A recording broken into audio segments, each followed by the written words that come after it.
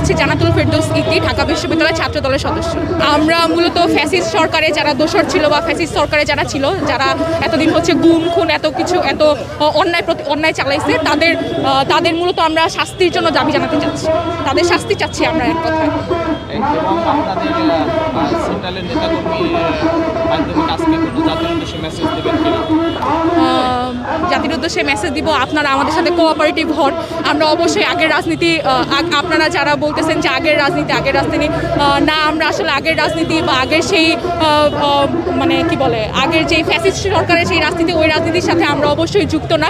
আমরা দেশকে হচ্ছে নতুন রাজনীতি উপহার দিতে চাই, শিক্ষার্থীদের মাধ্যমে শিক্ষার্থীদের যেই হচ্ছে এখন যেই ভালো বা পজিটিভ দিকগুলো আছে সেগুলো সব কিছু সমন্বয় করে আমরা যেই রাজনীতি উপহার দিতে চাই, আপনারা অবশ্যই আমাদের সাথে কোঅপারেটিভ হবেন, আমাদের ভুল ত্রুটিগুলো ধরাই দিবেন অবশ্যই, তবে সেটা যাতে সাংঘর্ষিক না হয়, আমাদের সাথে কোঅপারেটিভ করবেন আপনারা।